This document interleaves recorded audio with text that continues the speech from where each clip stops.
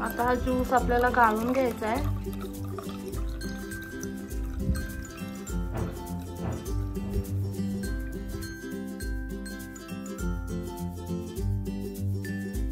Hello friends, स्वागत आहे तुमचं पुन्हा एकदा बाईट्स विथ प्रणू चॅनल मध्ये।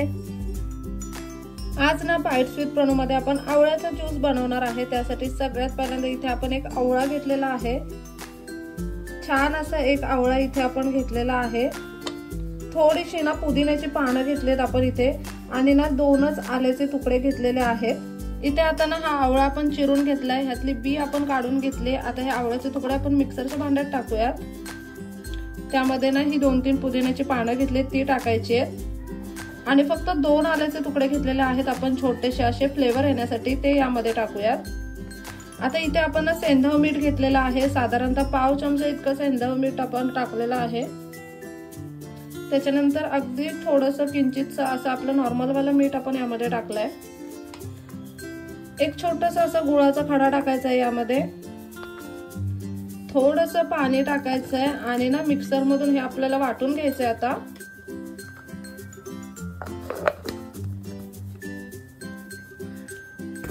आता हे ना मिक्सर मधून आपण वाटून घेतलंय, ह्याचा पल्प तयार करून घेतलाय आपण।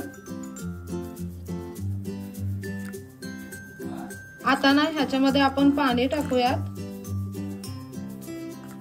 जसं तुम्हाला ज्यूस पाहिजे ना तेवढं पाणी तुम्ही यामध्ये टाकू शकता।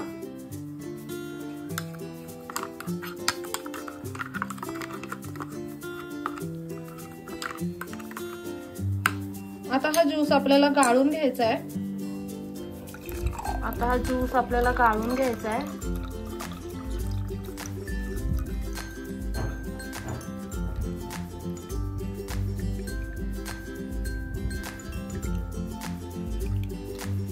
अशा पद्धतीने पल्प मध्ये काय एक्स्ट्राचं पाणी राहिलं असेल तर ते पण आपण गाळून घेतोय।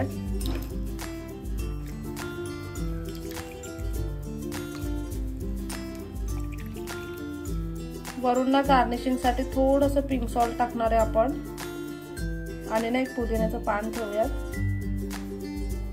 इथे तुम्ही पाहू शकता अगदी मस्त असा हा आवळ्याचा ज्यूस बनवून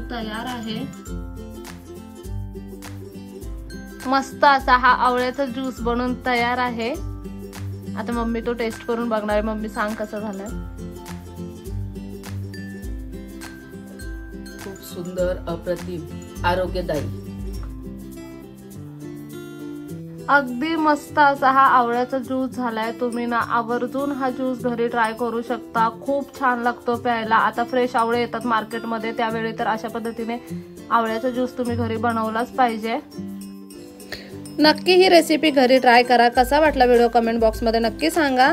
चला तर मग नेक्स्ट व्हिडिओ मध्ये भेटूया, तोपर्यंत मस्त खा, भरपूर फिरा आणि आनंदी राहा।